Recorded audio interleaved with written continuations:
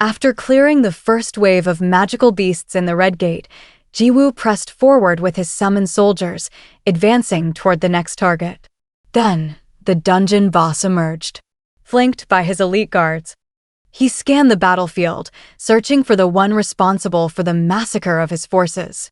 His gaze locked onto Jinwoo, an overwhelming presence that sent a ripple of unease through him. But before he could even issue a command, a chilling realization set in. The battlefield was silent. His entire army, all of them, had already been wiped out. Jinwoo found the situation amusing.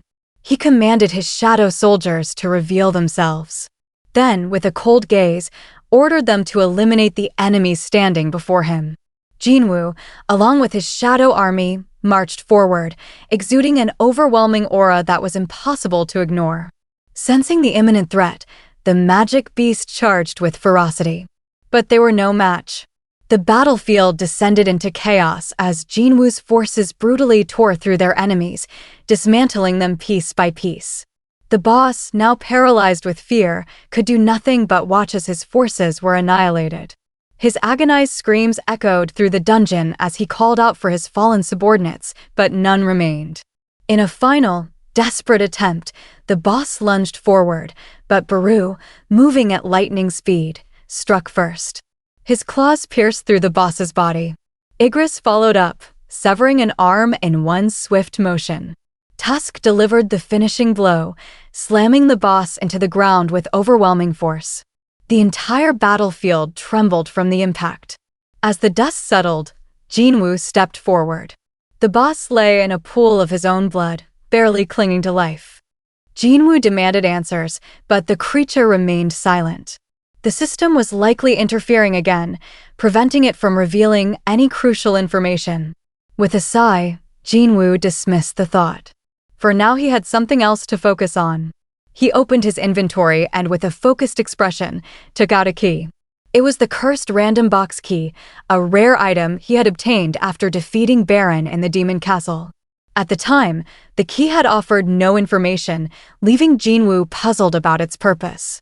But now, after reaching level 100 following his achievements in the Jeju Island raid, the required conditions had been met. The system had finally revealed the details behind the mysterious key. It was the key to the Kartinon Temple's gate. A message popped up stating that the location of the designated gate would be revealed once the allotted time had passed. The name struck a chord in Jinwoo's mind. Kartinon Temple. A rush of memories flooded in. The double dungeon. The ancient temple at its end. The eerie stone statues and the stone slate held by one of them. The pieces were finally falling into place. Jinwoo realized that the system was calling him back to where it all began. The very place that had set him on the path of a reawakened hunter was summoning him once more, but this time it felt different. If everything had been orchestrated from the start, if the system had been waiting for his return, then Jinwoo knew he had to answer the call. The challenge had been issued once again, and this time he was ready. With steely resolve, Jinwoo declared in his mind for the statue of God to wait for him, because he was coming. As Jinwoo stepped out of the Red Gate after clearing it, daylight had already broken. He began walking toward his car, ready to head to his guild office when a man suddenly approached him, introducing himself as Adam White, a senior official from the Federal Bureau of Hunters. The man's presence hinted at something important. Curious, Jinwoo asked why he had come all the way from the United States to meet him. Adam responded with something that immediately piqued his interest. He had information that no other country or institution could provide. Adam explained that the Bureau made it their mission to share knowledge with special individuals like Jinwoo, and after his performance on Jeju Island, their interest in him had skyrocketed, but Jinwoo, skeptical, was ready to walk away until Adam said one word upgrader that stopped him in his tracks. Adam offered to explain further, and the two drove off to meet the Bureau's deputy director. Upon arriving, Jinwoo was greeted by Michael Connor, the deputy director himself, who wasted no time getting to the point. He extended an invitation to join the American Hunters. Jinwoo, uninterested in their proposal, cut straight to the real reason he was there, the upgrader.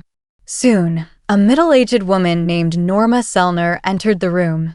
Connor introduced her as the Upgrader, the only person in the world capable of enhancing an awakened being's abilities. Miss Selner explained her powers, though Jinwoo remained skeptical. When he questioned the effectiveness of her ability, she claimed that an individual could experience a 20 to 30% increase in strength after completing all 3 stages. Connor emphasized that the Bureau was willing to grant Jinwoo this incredible gift, hoping he would accept to prove her abilities. Miss Selner offered to perform the first stage right there. She gently took Jinwoo's wrist, instructing him to look into her eyes.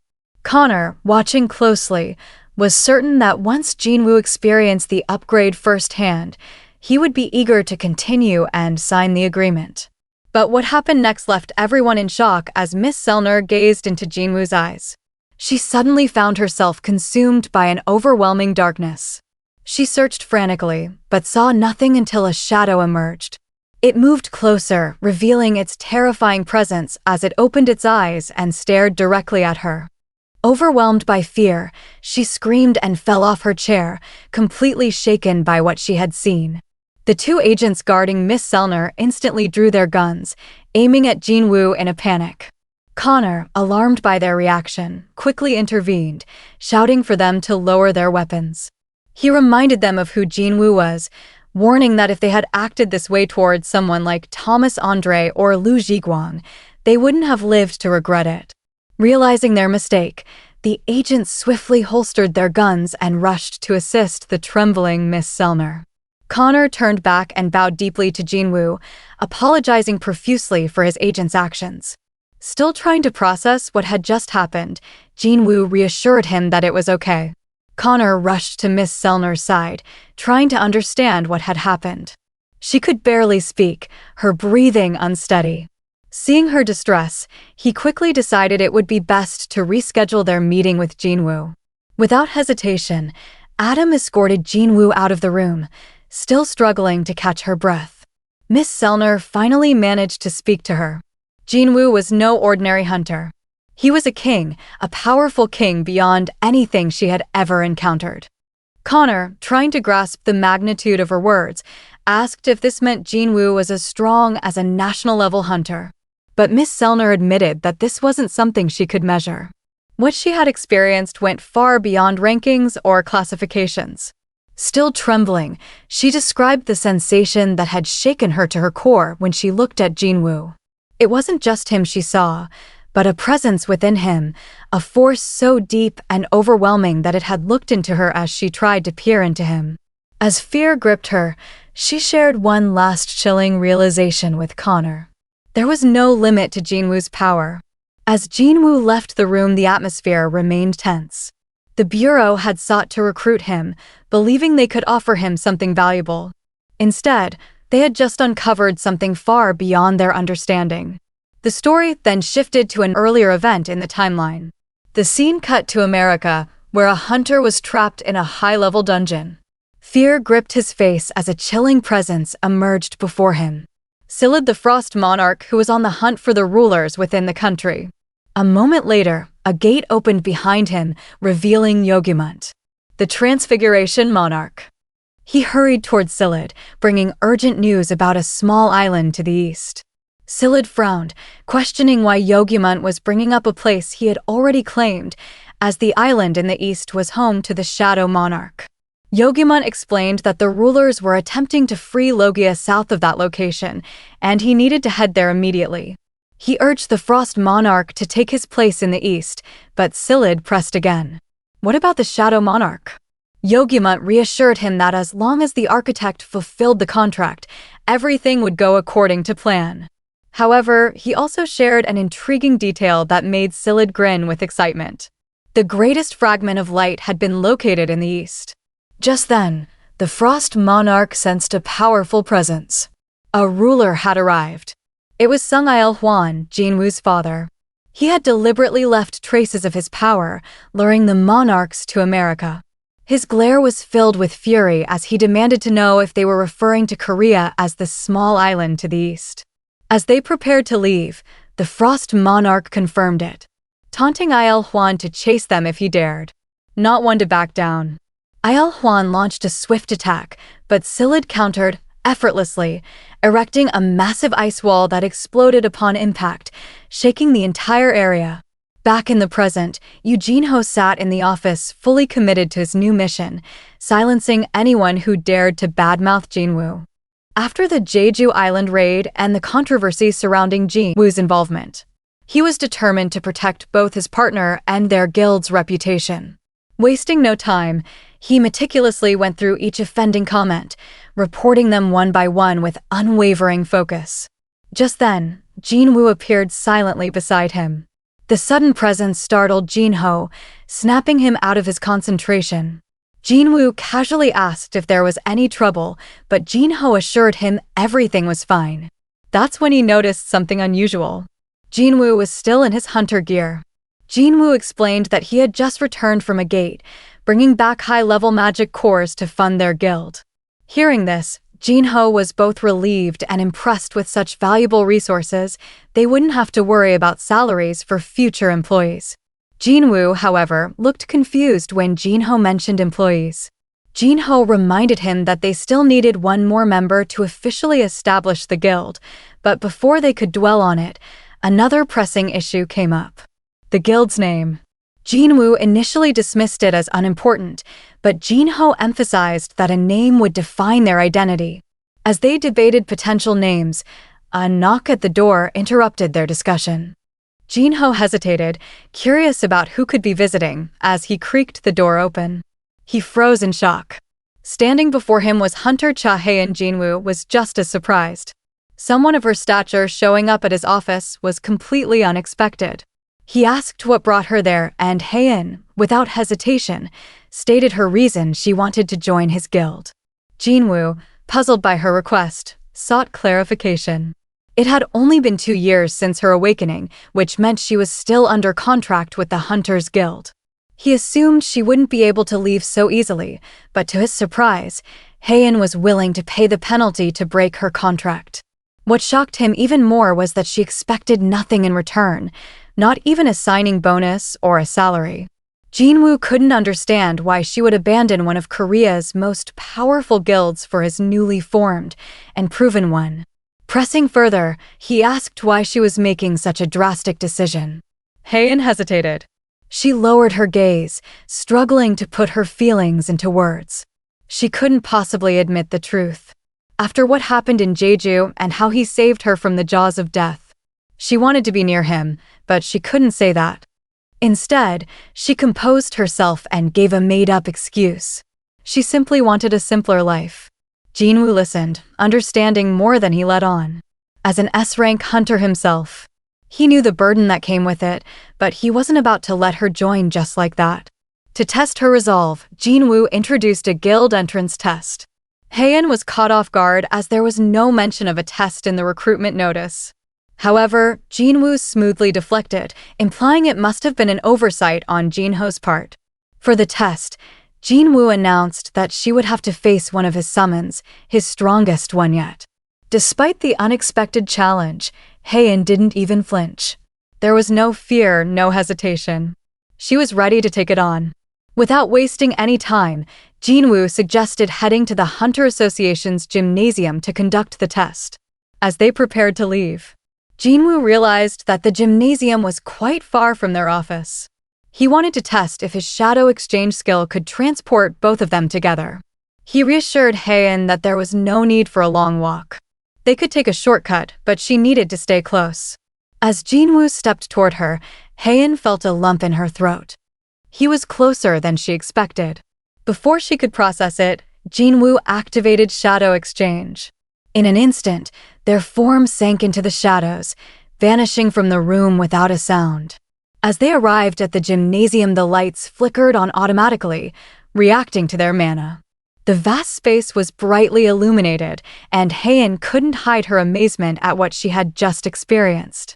She took a moment to take in her surroundings before her gaze finally settled on Jinwoo, who was already prepared to begin the test.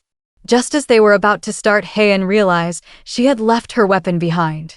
Jinwoo pointed out that the gymnasium had reserve weapons, though they were mostly for training and not of the highest quality. Without hesitation, she examined the selection and chose a sword similar in weight and length to her usual one. Once she confirmed her choice, Jinwoo summoned Igris, the best swordsman among his shadow soldiers. While Baru was undoubtedly his strongest summon, Jinwoo knew unleashing him against Heian might be too much, potentially even traumatizing. So he settled on Igris for this test. Jinwoo explained the conditions victory would be achieved by destroying the summon, while defeat would occur if Heian surrendered. To make the fight fair, he retrieved the Demon Monarch's sword from his inventory and handed it to Igris. Without wasting any time, Jinwoo gave the signal and the match began. Igris struck first, swinging the Demon Monarch's sword with deadly precision. A bolt of lightning shot toward Heian, crackling with immense power. She reacted instantly, dodging with cat-like agility as the blast struck the wall behind her, leaving a deep, charred mark. Jinwoo watched, closely impressed. A lesser hunter would have been fatally wounded if they had been even slightly grazed by that attack. Without losing momentum, Heian gripped her sword and charged forward. Her focus was unwavering and Igris met her head-on. Their blades clashed, sending sparks flying, each strike resonating through the gymnasium.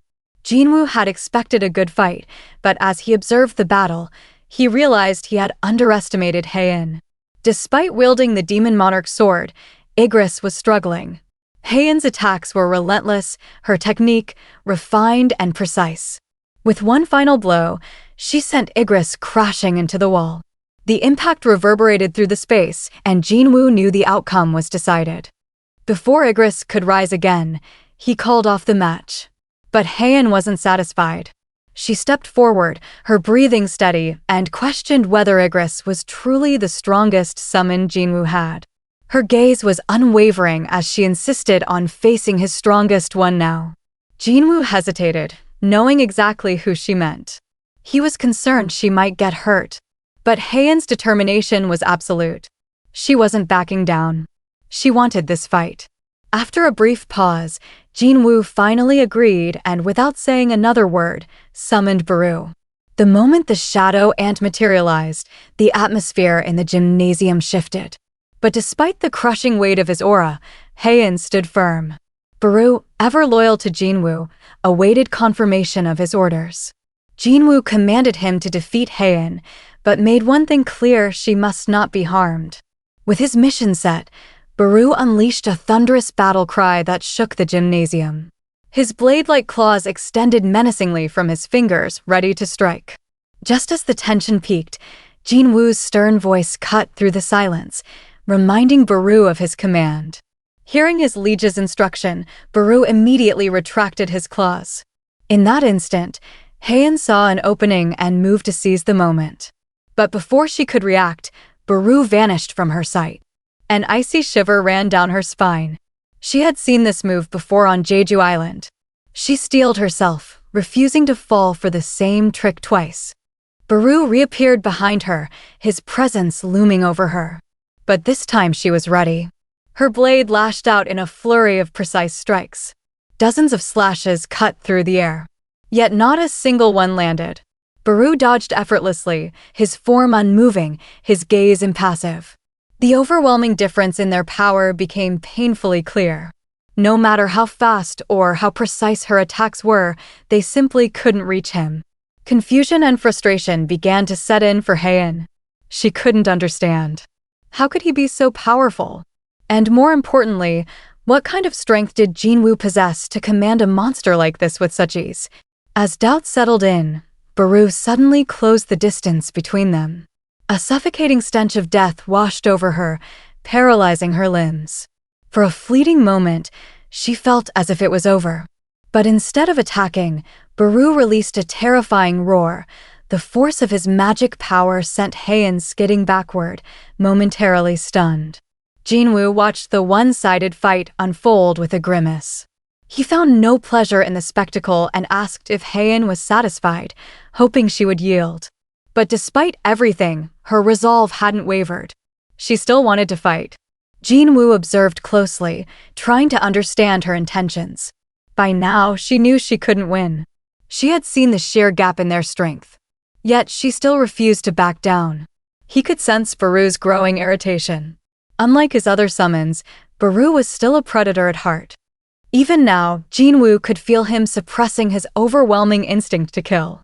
Suddenly, Baru's patience snapped. His instincts flared, and he could no longer tolerate prey standing up to its predator. With a flick of his wrist, his claws extended once more as he lunged at Ahjin with lethal intent. But she dodged barely. Realizing she had to take a risk, Ahjin activated her most powerful technique, sword dance. Moving with increasing speed, her blade carved elegant arcs in the air, each strike flowing seamlessly into the next. The sound of metal clashing filled the room as Baru blocked every attack with his claws. Despite his calm demeanor, his displeasure was evident. Growing tired of the game, Baru decided to end it. As Ahjin lunged for another strike, he caught her sword with his bare hand. With a sickening crunch, he shattered it. Half the blade fell to the floor. But Ahjin didn't hesitate. She channeled all her remaining magic power into the broken weapon, its jagged edge glowing with an intense light. She was about to unleash a skill she had never used before. Blade of Light. Seeing her chance, Ahjin thrust her glowing weapon toward Baru, who had briefly lowered his guard after breaking her sword. Watching from the sidelines, Jinwoo's eyes widened. Something was wrong. In that brief moment, Baru's mind reset. Jinwoo's command to avoid harming Ahjin was overwritten, and an old, deeply ingrained instinct from his previous life resurfaced. Annihilate all enemies. To Baru, Ahjin was no longer an opponent. She was prey. Claws outstretched, Baru launched himself at Ahjin with terrifying speed, intent on ending her. She froze, her instincts screaming at her, but it was too late to react. Just as his claws were about to reach her, Jinwoo intervened in a blur. He caught Baru's attack with his bare hands. Baru trembled as his gaze met Jinwoo's. Realizing his mistake, he leaped back, dropping to the ground, begging for forgiveness. Jinwoo sighed, understanding what had happened. Baru's protective instincts had momentarily overridden his command. For a moment, he glared at the kneeling shadow before shifting his gaze toward Ahjin.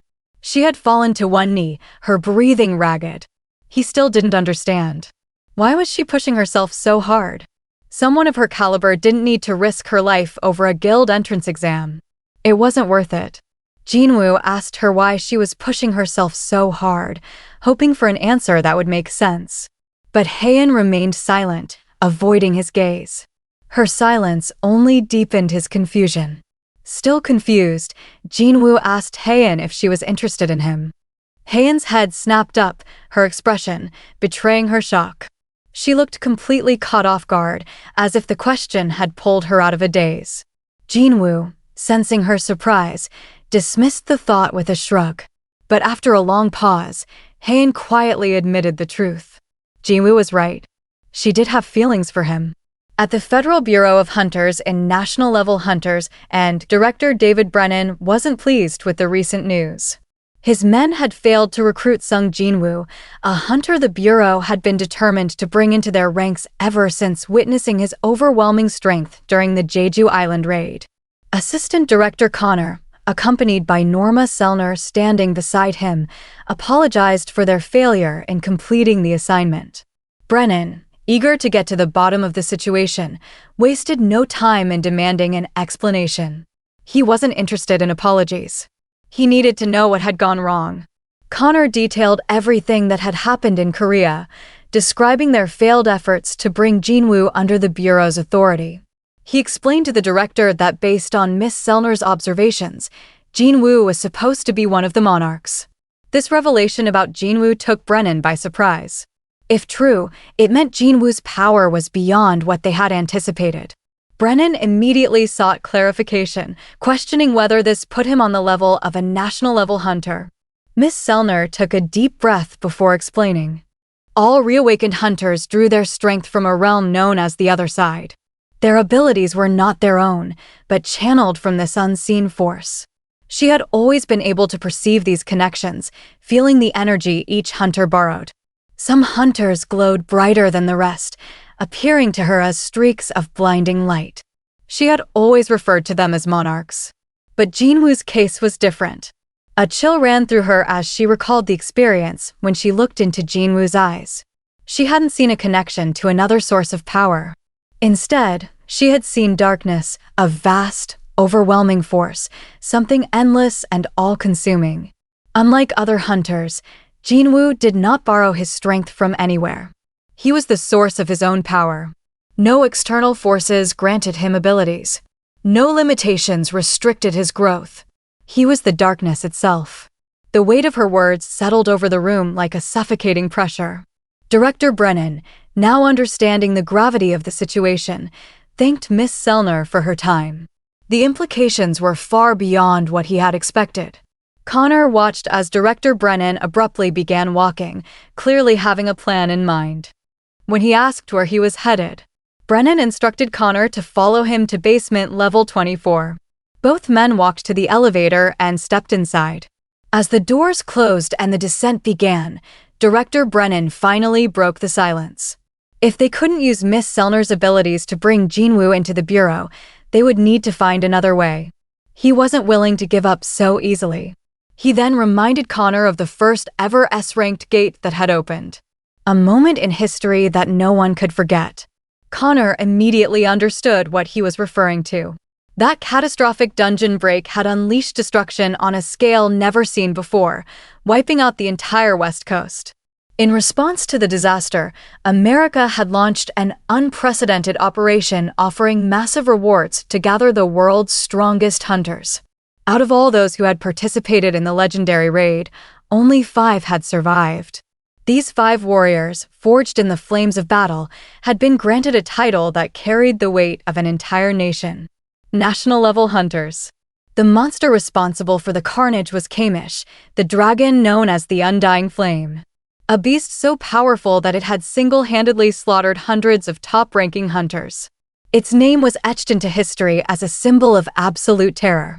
As they reached basement level 24, Director Brennan questioned whether Connor could truly believe that nothing had been gained from such a tragedy.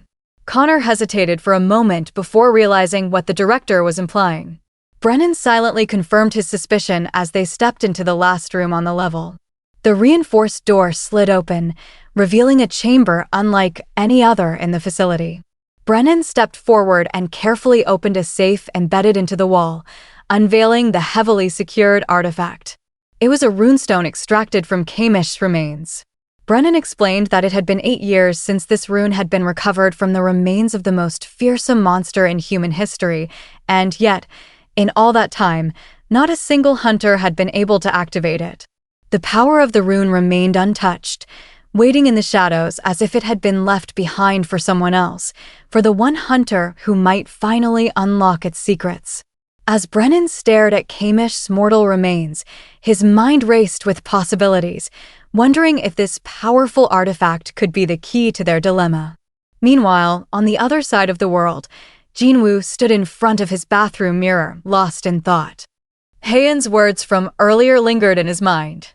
Jinwoo wondered if he had really changed that much, considering himself fairly slim with average looks. Curious about how others might see him, he glanced into the living room where Jinah was lying on the couch. Grinning to himself, he decided to ask for her opinion. But Jinah, unimpressed, shot him down instantly. She questioned where he had gotten such baseless confidence and playfully teased him, insisting that in her eyes, he still looked like a bum. Jinwoo smirked before pinching her cheek, which quickly escalated into their usual playful banter. Their conversation soon shifted when Jinwoo mentioned his plans to form a new guild. Jinah, now genuinely intrigued, asked if he had settled on a name. He suggested solo play guild. Jinah, however, immediately rejected it. She pointed out the obvious contradiction. Jinwoo wasn't a true solo player. His strength came from his ability to summon an army of shadow soldiers, so the name didn't make any sense. After thinking for a moment, Jinah offered an alternative Ahjin guild. She explained the meaning behind it. Where Ah meant I and Jin meant to go forward. Jinwoo found it surprisingly clever, but what amused him the most was when Jinah revealed the real reason behind her choice. It was simply her name spelled backward. After mulling it over, Jinwoo admitted it wasn't a bad name for his new guild. That night, Haein lay on her bed, feeling overwhelmed with embarrassment.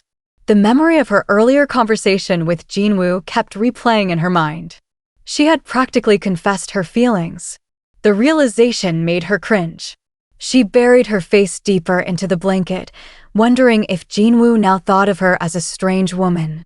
Every time she tried to brush it off, the moment resurfaced, making her mind go completely blank. She told herself it was natural to be interested in him. After all, he had saved her life. But deep down, she knew her feelings were far more complicated. For a brief moment, her thoughts drifted to Min Byung-gyu, the healer whose abilities had actually saved her. But just as she recalled him, a faint voice rang in her head. The voice was familiar, yet distant. She closed her eyes, desperately trying to grasp the fleeting memory. Something about it felt urgent, as if it had been buried in her subconscious, waiting for the right moment to surface. The voice echoed again. It spoke about Jinwoo. Slowly the memory began to take shape. The fog in her mind lifted, revealing Min Byung-gyu's shadow. But something was different. His usual calm demeanor was tinged with an unusual worry. His eyes, filled with concern, were locked onto her as he spoke. He had told her to warn Jinwoo, to tell him to be careful of the power he possessed. A chill ran down Haein's spine. Her eyes snapped open as she sat up abruptly. At the Knights Guild, Yoon arrived with urgent news for Guild Master Park Jong-soo. A new gate had appeared the raid on Busan's gate previous day, and securing a raid permit was proving difficult due to its high rank. While it wasn't an S-rank gate, it was dangerously close enough to cause concern. The problem was clear. The Knights Guild simply didn't have the manpower to form a proper assault squad for such a high-level raid. But as one of the 5 major guilds in the country, failing to take it on would damage their reputation.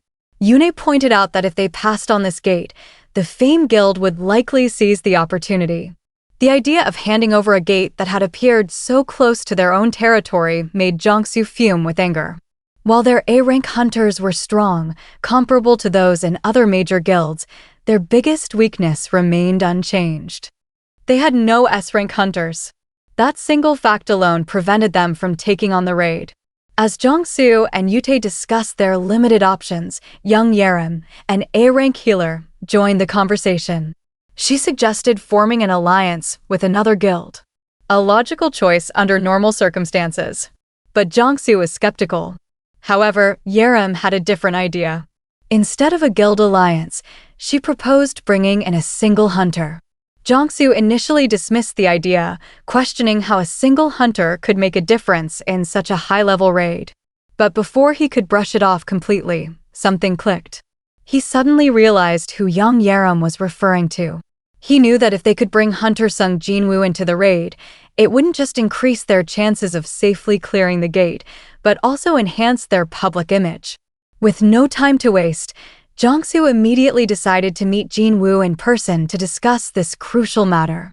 With the Knights Guild planning ahead for their crucial meeting, Jinwoo arrived at his office the next day, having made a decision about his new guild's name. He proposed a Jin Guild. Jinho was thrilled with the suggestion, feeling relieved that it wasn't something ridiculous like Solo Play Guild. With the name settled, Jinwoo and Jinho knew they only needed one last founding member to complete the team. Jinho was taken by surprise when Jinwoo dismissed Hunter Cha Haein as the potential candidate. Even though she seemed perfect for their guild, Jinwoo explained that she wasn't the right fit. He was looking for someone with a hunter's license who had no interest in guild activities. As they were discussing, a knock at the door interrupted their conversation. Jinwoo briefly wondered if it might be Haein again, but when he opened the door, he was met with 3 unfamiliar faces. Park Jong-soo, Yute, and young Yerim from the Knights Guild. Jong-soo introduced himself and immediately got to the point, showing Jinwoo a video of a massive gate that had appeared in Busan. While it hadn't been officially classified as S-rank, its sheer size made it the largest gate ever recorded in the city. The situation was urgent. Jong-soo explained that the Knights Guild was struggling to obtain a raid permit because they had no S-rank hunters. That was the real reason for their visit. They had traveled all this way to ask Jinwoo to join their assault team. If he agreed, it would fulfill the requirements needed to secure the permit. They desperately wanted to make the offer more appealing.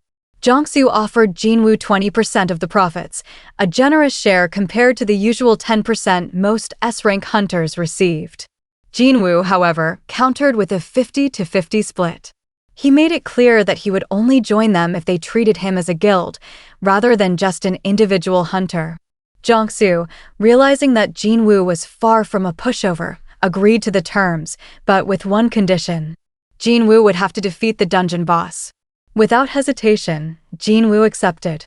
Jongsu informed him that the raid needed to happen by the next day at the latest. Jinwoo had no objections and assured them he wouldn't be late. Just as the meeting was wrapping up, Jinwoo's phone vibrated.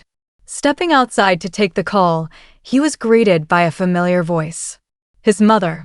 She had just bought a cell phone and called simply because she wanted to hear his voice. Jinwoo, happy to hear from her, suggested they have dinner together that night, as it had been a while since they had spent time together. She agreed, and Jinwoo looked forward to the evening. The next day, at Gwangali Beach in Busan, the elite hunters of the Knights Guild had gathered at the designated meeting point. Guildmaster Park Jong-soo stood among them, feeling a mix of excitement and nervousness as he anxiously awaited Jinwoo's arrival. The scheduled start time was fast approaching. Only 5 minutes remained before the raid was set to begin.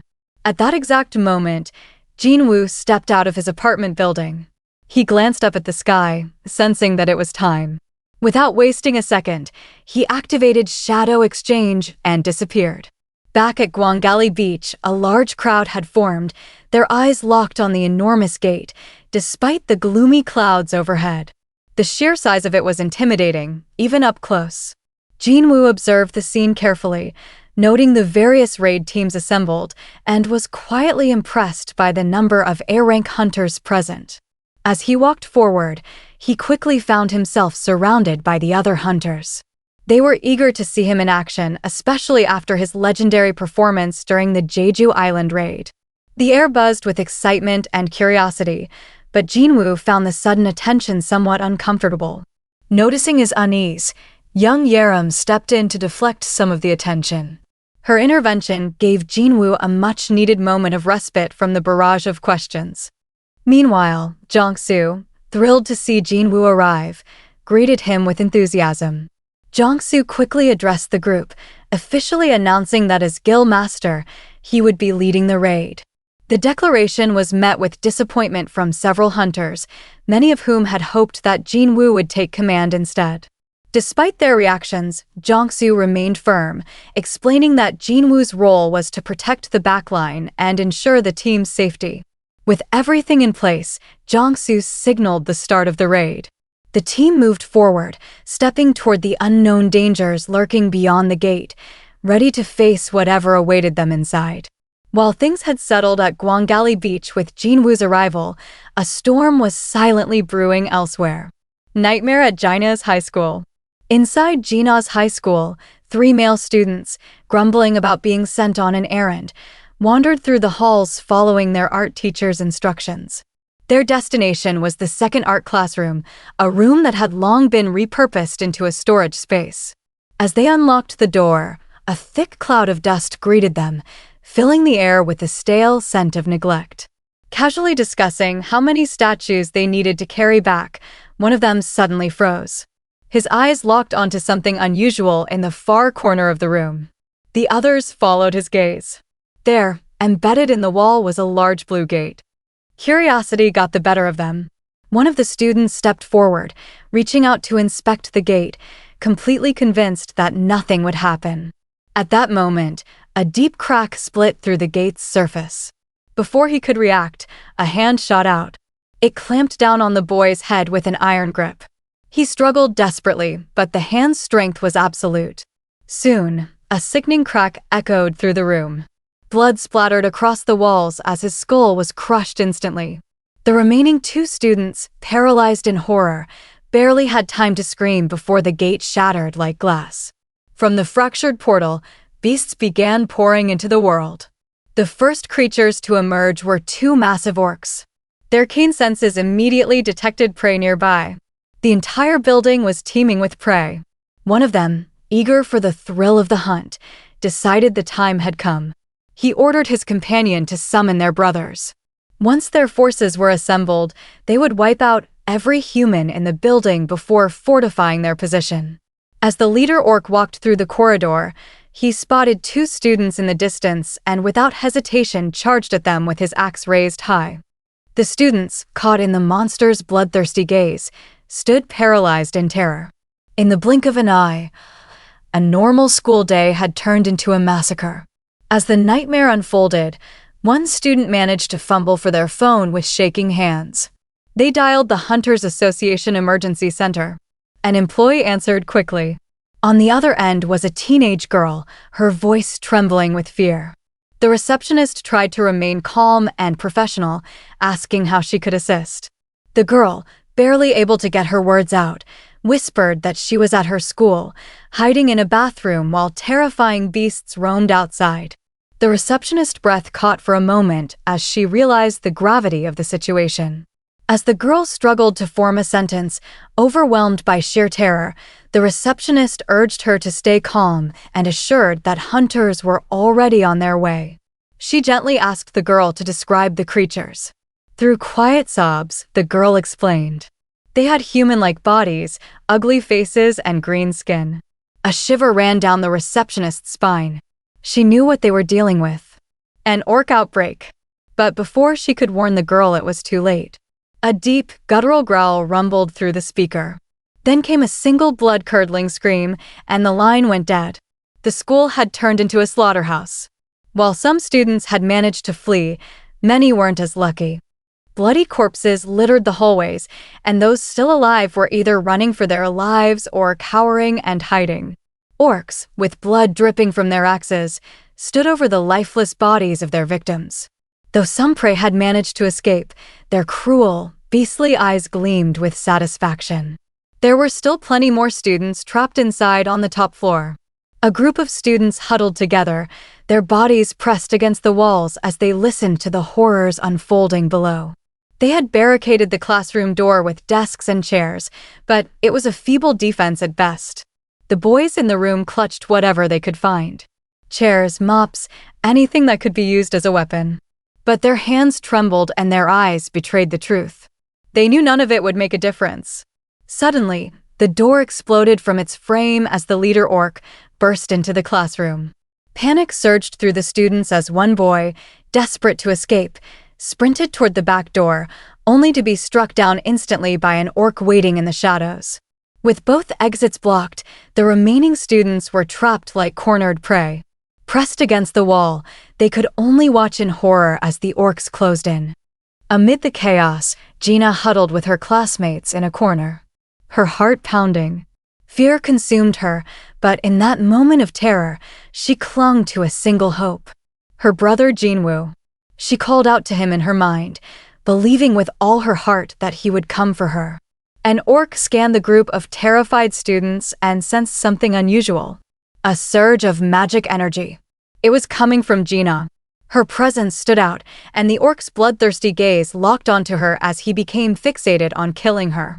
As the orc took a step toward her, Jinah's classmate stepped in the way. Summoning every ounce of courage she had, she tried to block the orc's path. But it was futile. His eyes remained locked on Jinah as he raised his massive axe, ready to strike. Jinah watched in horror as the weapon rose above her head. She couldn't move. Her body was frozen in fear. Desperately, she squeezed her eyes shut, bracing for the inevitable. Just as the orc prepared to strike, something completely unexpected happened. All of a sudden, a high orc shadow soldier clad in black armor emerged, gripping the orc's wrist with an iron grip. The orc barely had time to react before the shadow soldier slammed its fist down on its head with overwhelming force. The impact was so brutal that the orc shot through the roof like a rocket. Soon, more high orc shadow soldiers materialized, their imposing figures rising from the darkness. Their eyes locked onto any remaining threats as they moved in unison, forming an impenetrable wall around Jinah. The battle had shifted. She was no longer in danger. Jinwoo's shadow soldiers had turned up at the school just in time, securing the area, while their master, on the other hand, had entered the dungeon alongside the Knights Guild raid party. Upon entering, they were met with a twin-headed ogre. The creature roared and swung its massive battle axe with all its might, aiming to crush anything in its path. Jong-soo, the tank of the group, charged forward, raising his shield just in time to block the powerful blow. The sheer force of the attack sent shockwaves through the ground, but he held firm. As Jang-soo held the line, he called out to Yute, who dashed in with lightning speed with precision and agility. He leapt onto the ogre and slashed at both of its eyes. The beast roared in agony, thrashing wildly as Yute signaled the others to strike and inflict as much damage as possible. Seizing the opportunity, the Knights Guild hunters launched a coordinated counterattack. Their frontline fighters moved in sync, slashing deep into the ogre's thick hide, while the mages positioned behind them rained down scorching spells. The monstrous creature, now covered in wounds and burns, staggered backward before collapsing with a heavy thud. Jong-soo called for a brief regroup, acknowledging the difficulty of the raid. Encountering a twin-headed ogre at the entrance of a dungeon was rare, an ominous sign. Jinwoo, surveying the scene, identified it as a gravekeeper. Jong-soo explained that such creatures often signified an army of undead lurking deeper within. Trying to keep the tension in check, Yute joked about not jinxing their situation, but before anyone could respond, they noticed something strange. The undead creatures within the dungeon weren't charging at them as expected. Instead, they were retreating, backing away as if something far more terrifying was chasing them. Jinwoo's instincts flared. A sudden jolt of adrenaline shot through him as his heart pounded. He picked up urgent signals from the high orc warriors he had stationed to protect Jinah. Something was wrong. Without hesitation, he turned to Jong-soo, informing him that he had an urgent matter to attend to. Jong-soo, startled by the sudden announcement, protested, concerned about the dangers they might face without his presence. But Jinwoo remained unfazed. With a cold, steady gaze, he assured them that he would summon someone just as reliable to take his place. Then, without delay, he called forth the most powerful soldier in his shadow army, Baru. He instructed him to protect the humans while dealing with any other creatures, however he pleased.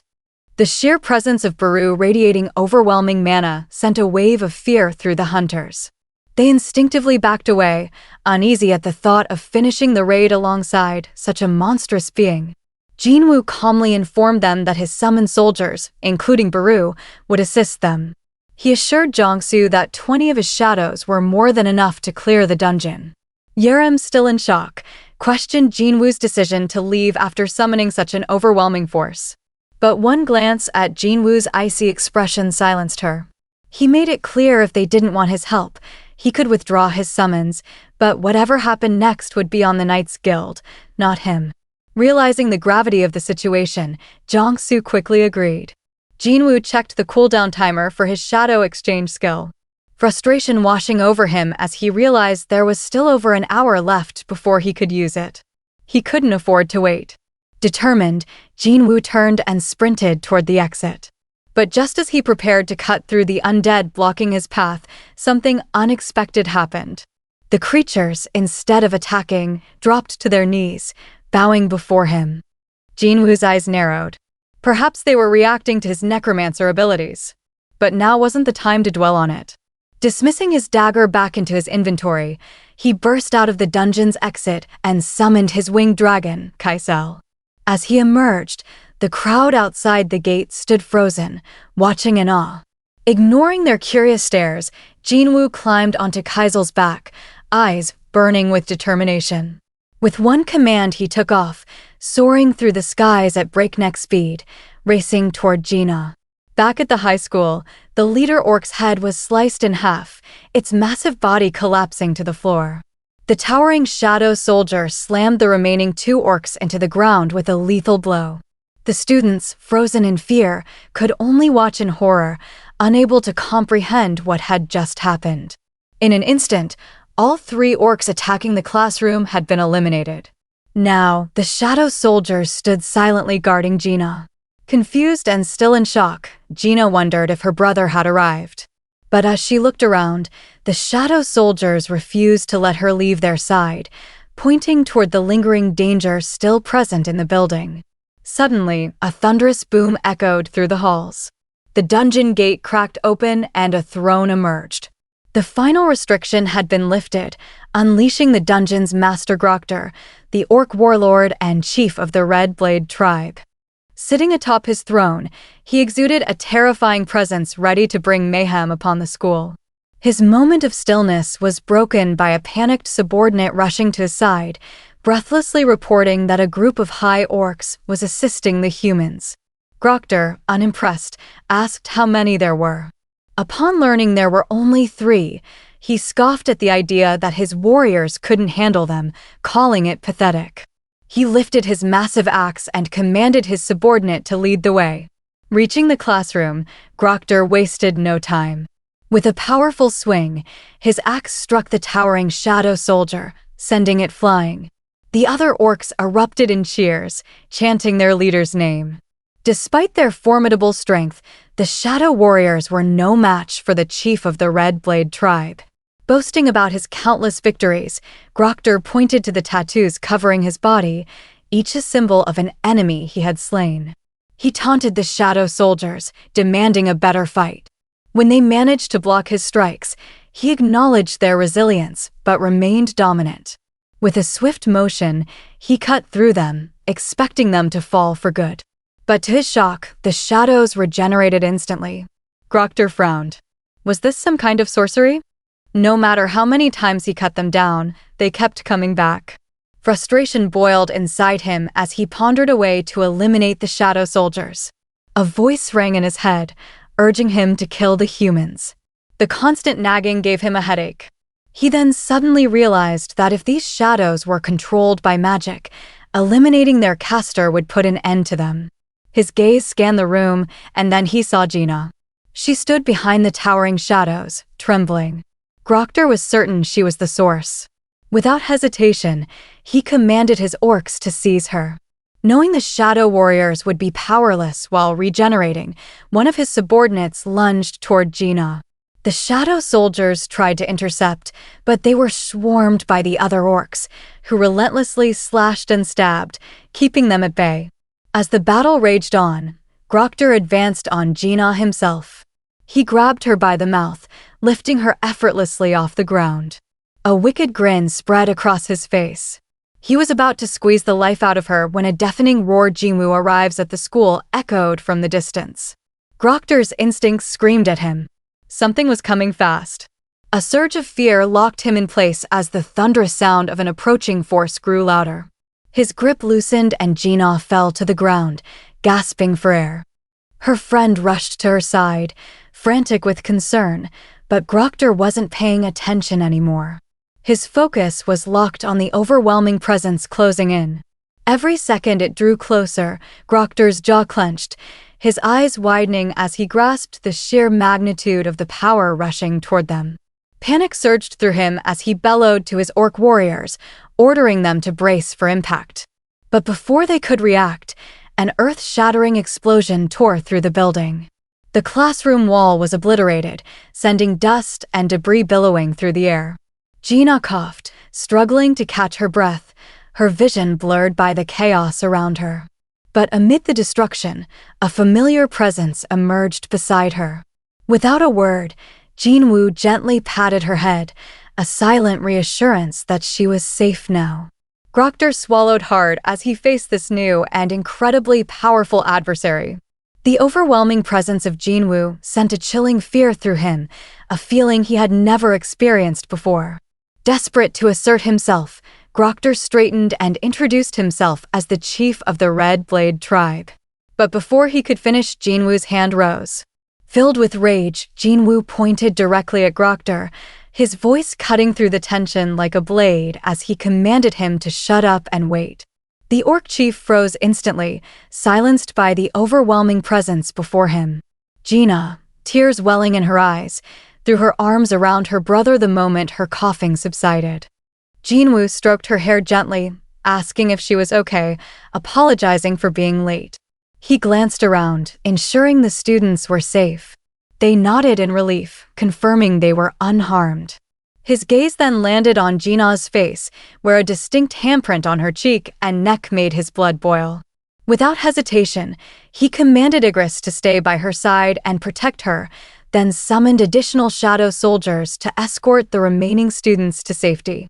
As the orcs tried to budge, seeing their prey slipping away, Jinwoo glared at them with anger, demanding to know who had allowed them to move. Grokter, realizing the situation was far beyond his understanding, questioned Jinwoo who was he and how could he speak their language. But Jinwoo's expression remained unreadable, his silence more terrifying than any answer he could give. Seeing no response, Grokter didn't waste another second. With a roar, he commanded his warriors to attack. The orcs surged forward, their weapons raised, but they never stood a chance. One swung a massive axe at Jinwoo, but before it could land, Jinwoo caught its fingers, effortlessly crushing them in his grip. The orc howled in pain before Jinwoo flipped it upside down, slammed it into the ground, and crushed it beneath his foot. Two more orcs lunged, but Jinwoo barely moved. With a flick of his wrist, he activated Commander's touch, sending them colliding midair before clenching his fist, causing their bodies to burst apart. Despite the mounting losses, the orcs pressed forward, charging at him with reckless abandon. But Jinwoo weaved through them with ease, dismantling them with nothing but his fingers. Wherever he touched heads, shoulders, arms, torsos, the orcs exploded on impact, their remains painting the walls and carnage. In mere moments, dozens of orcs lay motionless and Jinwoo stood face to face with Grokter. The orc chief barely had time to react before Jinwoo grabbed him by the jaw and slammed his head against the wall. Grokter gasped for air, his vision spinning as he struggled to comprehend what had just happened. Jinwoo's gaze shifted, scanning the hallway. The sight of fallen students' lifeless bodies littered across the floor sent his rage boiling over. His cold eyes locked onto Grokter once more as he pressed for an answer for the slaughter of humans. Grokter, trembling, stammered a response, claiming that a voice in his head had ordered him to slaughter all humans.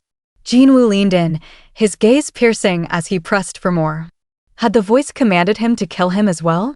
Grokter, now desperate, pleaded for forgiveness, swearing that he hadn't intended to challenge Jinwoo. But Jinwoo wasn't satisfied with his answer. The orc chief continued to beg, but Jinwoo only grew colder. Perhaps he thought Grokter hadn't considered him human at all. Jinwoo, in an eerily calm voice, told Grokter that he might forgive him, but the path to forgiveness would not be easy. And in the next instant, without another word, Jinwoo summoned the demon Monarch's dagger and brutally ended Grokter's life. Meanwhile, at Gwangali Beach, the dungeon raid pressed on. Jinwoo's shadow ants swarmed end of Busan Raid the cavern walls, their battle cries echoing through the space. The sight sent shivers down the spines of the Knights Guild hunters, some of whom began voicing concerns, fearing these creatures might turn on them at any moment. Yoondae, uneasy, looked toward Jongsu for direction. Jongsu, deep in thought, realized they couldn't afford to back out now. If they retreated, they would have to face the reporters waiting outside, and calling off the raid out of fear wasn't an option. Just as he was steeling himself, Baru suddenly appeared in front of him. The unexpected appearance of the monstrous figure made Jongsu freeze, his confidence draining instantly. He struggled to find the right words, nervously attempting to address the creature with respect. Baru, however, simply stared at him in silence, heightening Jongsu's unease before vanishing just as quickly as he had appeared. The moment Jongsu began to process what had happened, Baru reappeared again, startling him further and tossed something toward his feet. It was a severed head, the remains of a death knight, one of the strongest monsters they could encounter. Jongsu's breath hitched as he registered what he was looking at. The realization that Baru had effortlessly slain such a formidable foe in an instant left him in stunned silence. As Baru returned to commanding the shadow ants, Jongsu slumped to the ground, overwhelmed. His teammates rushed to check on him, asking if it was safe to continue following the shadow creatures. Gathering himself, Jiangsu assured them he was fine and pointed at the decapitated head. He reminded them of the immense value of magic stones harvested from high-ranking monsters like this. Then, turning to his party, he asked if they still wanted to proceed. Before he could even finish his sentence, the raid party had already started moving. Yute chuckled, calling out to Jiangsu to hurry up and keep pace. It had been quite a while since the raid began, and at last the knights' guild strike squad reached the entrance of the boss's lair. As they stepped inside, a chilling sight awaited them. An archlich, the dungeon's boss, flanked by a group of death knights. The moment they laid eyes on it, fear paralyzed them. None of them had expected to face a creature this powerful and infamous. Jiangsu quickly assessed the situation. Archliches were notorious for wiping out entire guilds. He recalled the devastating incident involving China's Gold Dragon Guild, an elite force that was annihilated by an archlich, resulting in a near-catastrophic dungeon break that was only contained thanks to Liu Jigang's intervention. His gut told him they were in trouble. Their squad, composed of only A-rank hunters, stood little chance against such a formidable opponent. Sensing the danger, Yute turned to Jiangsu, anxiously asking what they should do. But before he could respond, the hunters noticed a horde of death knights marching toward them, weapons raised and ready to attack. Jiangsu snapped into action, urgently ordering his team to block the doors. Yerim, reacting, instantly activated her holy shield, erecting a barrier that sealed the entrance in an instant. Jiangsu knew they were running out of options, and without Jinwoo, survival seemed impossible. Yerim, already struggling to maintain the barrier, turned to Jiangsu with a look of concern. She warned him that it wouldn't hold for even 5 minutes. Then, at that critical moment, Baru stepped forward. Without hesitation, he strode past the hunters and stood directly in front of the archlich. The boss, upon recognizing the Shadow Army's presence, was momentarily taken aback. It demanded to know why the Monarchs' personal army was attacking them. Baru remained unfazed, baring his mandibles and extending his claws. He coldly declared that they had been chosen by the king, while the archlich had not. Indignant and in disbelief, the archlich insisted that it would speak to the king itself. But before it could finish its sentence, Baru materialized mere inches from its face. The archlich barely had a moment to react before Baru's claw pierced through its chest. A stunned silence filled the room as the lich looked down, eyes wide in horror. Baru gripped its heart and yanked it free. The boss trembled, shaking its head in denial, desperately pleading for Baru not to break it. But the Ant King didn't care for its screams. Without hesitation, he crushed the life source in his fist. In an instant, the archlich and its death knights disintegrated into the air, leaving nothing but a fading echo of their existence. Baru roared triumphantly as he struck down the final boss of the dungeon. The Knights Guild members stood in a mix of disbelief and excitement, watching as the raid concluded without a single casualty on their side. But things weren't as calm at Jinah's high school, where a large crowd had gathered shaken by the tragic incident. Aftermath of the orc outbreak. The atmosphere was heavy with panic, grief, and the cries of parents mourning the loss of their children in the dungeon outbreak. Meanwhile, Jinwoo had already left the scene seated in a car alongside President Go Gunhee. As they rode together, President Go provided a report on the situation. Out of all the students, 213 had managed to escape safely while 10 others were rescued from the building. The rest, tragically, hadn't made it in time. He then shared additional data with Jinwoo, revealing an alarming trend. Gate appearances had been steadily increasing worldwide over the last 6 months. Alongside this surge, there was also a noticeable rise in the number of people awakening as hunters. It was as if the world was trying to maintain a balance between the threats emerging from the gates and those who could stop them. Jinwoo then calmly asked about the reason behind the chairman's sudden visit.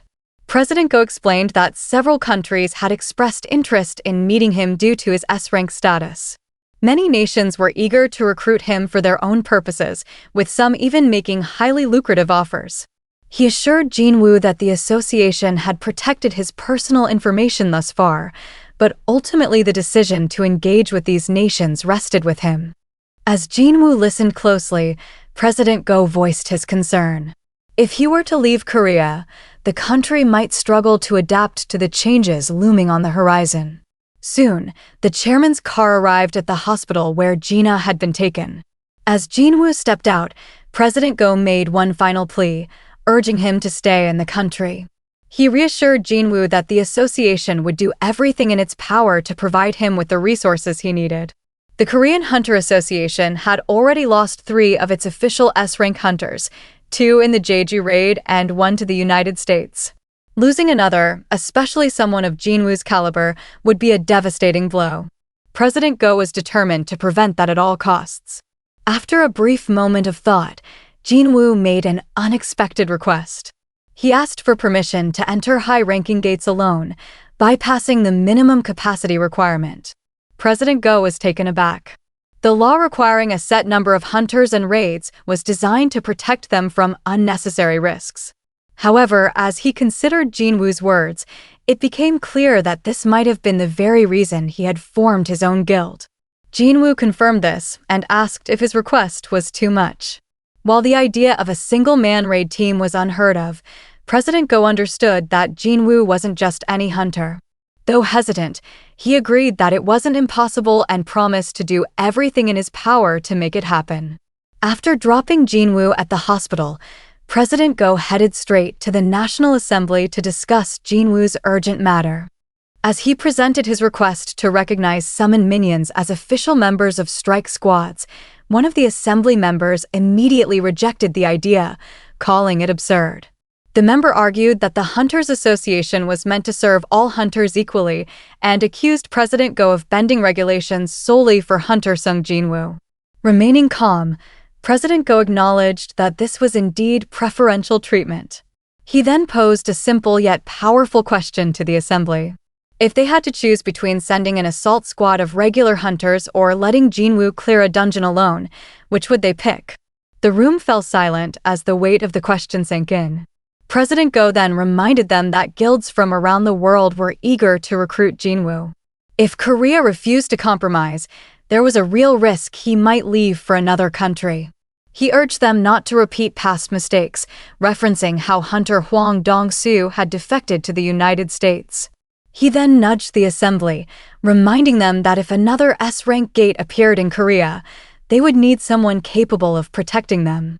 Meanwhile, unaware of all the buzz surrounding her, Yoo Soo-yeon was fully engrossed in her new guild member work in the entertainment industry.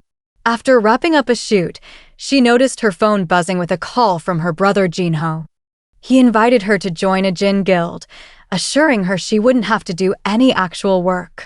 He explained that they needed one more founding member to finalize the guild's registration. Skeptical, Soo-yeon teased Jinho, asking if he had fallen for some kind of scam. Jinho, amused, told her she'd be shocked when she found out who this so-called shady guy was. After their call, Soo-yeon made her way to Ahjin guild's office. Upon arriving, Jinho introduced her to Jinwoo, explaining that she was his cousin and a certified A-rank hunter. The realization hit Soo-yeon. She was standing before the famous Sung Jinwoo. Jinho, ever playful, reminded her that she was the real celebrity in the family, but Soo-yeon remained more excited to meet Jinwoo than to bask in her own fame. Observing their interaction, Jinwoo considered the family dynamics. Jinho was a D-rank hunter, while Soo-yeon was A-rank. He pondered whether genetics played a role in the awakening process, recalling cases of siblings gaining abilities and reflecting on his own father, who had been a hunter. Turning his attention back to Soo-yeon, Jinwoo asked if Jinho had explained everything to her. She confirmed that she understood they needed a founding member. Jinwoo then warned her that joining their guild would likely cause a media frenzy and asked if she was prepared for that. Unbothered, Soo-yeon brushed it off, saying that anything was better than being involved with Jin Sung. Curious, Jinwoo asked who she was referring to, and Jinho quietly explained that Jin Sung was his older brother, infamous for his bad personality. As Jinwoo processed the conversation, Soo-yeon hesitated for a moment before stepping closer to him with a small smile. She asked if he would mind taking a selfie with her.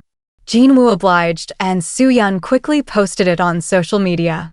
The post went viral, almost instantly sparking conversations everywhere. When Haein saw the photo, an uneasy feeling washed over her. Her heart ached, her body trembled, and for the first time, she felt a deep sense of insecurity she couldn't ignore. After the National Assembly approved Jinwoo's request to Ahjin Guild's first official raid recognize his summoned minions as official members of strike squads, he arrived with Jinho at the site of an A-rank gate that had recently appeared. It was their guild's first ever raid after receiving authorization, and Jinho stood in awe, staring at the massive, towering structure before him. Jinwoo, always focused, led the way as they prepared for their mission. However, they weren't alone. The chief inspector of the Hunters Association's surveillance team, Woo Jinchul, was also present, assessing Jinwoo's shadow soldiers. Observing them closely, he noted that each of them was at least B rank, with some likely reaching A rank. Jinwoo and his soldiers easily passed the safety checks required for the A-rank gate, proving they were more than capable. Jinchul quickly realized that those questioning whether Jinwoo received special treatment simply didn't understand the full extent of his power. With preparations complete, Jinchul signaled that they were ready to proceed. However, before stepping into the gate, he unexpectedly removed his coat. Both Jinwoo and Jinho were taken aback as Jinchul revealed a full suit of armor underneath his formal attire. He then explained that Chairman Go had ordered him to personally observe the raid to ensure everything was truly safe. He asked if he could accompany them as a representative of the inspection team, just for the day. Jinwoo questioned whether Chief Jinchul was truly prepared for what lay ahead. At that moment, Jinchul didn't fully grasp what Jinwoo meant, but he soon realized it after witnessing the gruesome scene unfolding before him in the dungeon. An A-rank monster, a Naga, was being ruthlessly stabbed and slashed by Jinwoo's shadow soldiers. On the other side of the battlefield, the shadow ants devoured their prey alive, creating a disturbing sight. Iron and Tank tore through the monsters with sheer brute force, while the formidable Baru decapitated a Naga with a single effortless slice. Sweat dripped down Jinchul's forehead as he observed the massacre. Even elite veteran hunters with exceptional combat and magic skills would struggle against such formidable opponents. Yet these monsters stood no chance against Jinwoo's shadow army. Among them, one figure stood out the most.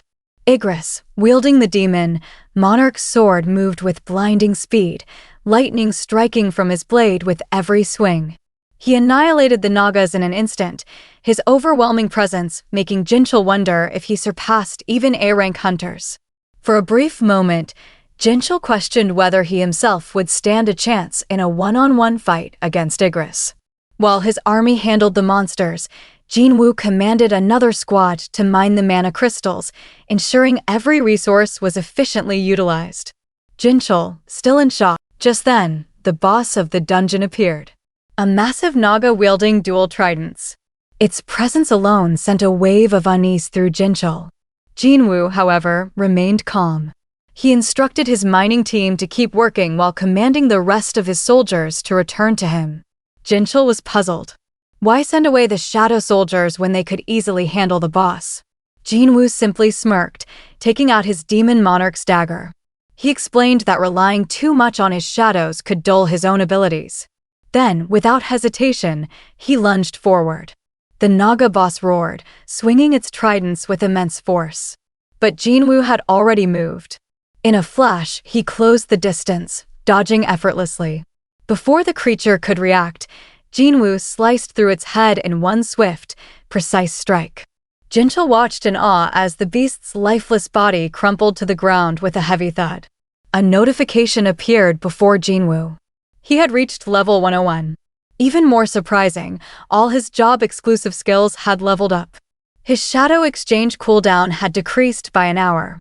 Jinwoo's eyes widened with delight as he realized that if it continued to decrease with each level he gained, he would eventually be able to move freely anywhere without worrying about his mother and sister's safety. Meanwhile, Jinchul stood frozen, still trying to process what he had just witnessed. Jinwoo had sliced through the thick Naga scales with nothing but 2 daggers, something that should have been impossible. Just then, something else caught Jinchul's attention. Jinwoo raised his hand over the fallen Naga boss and murmured a single word. Arise. The system notified him that the shadow enhancement was successful. His new soldier started at level 13. Despite being smaller, it radiated an enormous amount of mana. Jinwoo concluded that, like Tusk, it might be able to increase its size through magic. The system then prompted Jinwoo to choose a name for his new summon. After a brief moment of thought, he decided on Jinah. Jinho, who had been watching closely in awe, was amazed at Jinwoo's ability to turn such a powerful monster into one of his own. Despite his excitement, he reminded Jinwoo that they should head out. However, Jinwoo's gaze remained locked on the massive carcass before him, contemplating what to do with it. Outside the gate, reporters stood in wait, ready to capture anything noteworthy. Then, from within the gate, an enormous figure emerged carrying the Naga boss's carcass on its shoulders. It was Tusk. Gasps filled the air. Cameras flashed wildly, panic briefly set in among the reporters. But once they realized it was Jinwoo's summon, fear turned into excitement. Tusk, feeling self-conscious under the spotlight, responded with a big, awkward smile. Jinho and Jinwoo stood silently, realizing that their first raid had attracted far more attention than they had expected. Meanwhile, Chief Wu Jinchul, standing beside them, remained shaken. The scenes he had witnessed inside the dungeon refused to leave his mind with the same exhausted and shaken expression. Chief Wu Jinchul arrived at the Hunter Association, recounting the entire ordeal to President Go Gunhee. Jinchul, his eyes dark with unease and sweat trickling down his brow, admitted that what he had witnessed wasn't a typical raid. It was a massacre. As he detailed every moment inside the dungeon, President Go let out a deep sigh. Understanding the toll this experience had taken on him, the chairman calmly instructed Jinchul to take some rest. Left alone in his office, President Go stood by the window, lost in deep thought. Hunter Sung Jinwoo had not only cleared an A-rank dungeon, but had also retrieved monster corpses and mined mana crystals completely on his own. He recognized Jinwoo as a one-man guild, an army unto himself. A slow smile spread across President Go's face. His earlier instincts had been correct. Korea and the world was on the brink of a massive shift in power, and the first tremor of that shift was already underway in Tokyo. The bustling city suddenly came to a new threat: a standstill. Pedestrians froze. Conversations stopped. All eyes turned to the sky, where an enormous shadow loomed overhead. A gigantic portal the size of a skyscraper had opened in the heart of Shinjuku. An S-rank gate had just appeared. That wraps up the Ahjin Guild arc. Stay tuned for part 2. Hit the subscribe button and turn on notifications so you don't miss the next part when it drops. I'll see you in the next one as we dive into a brand new chapter. Until then, check out the random Giga Chad video like solo leveling with overpowered main characters.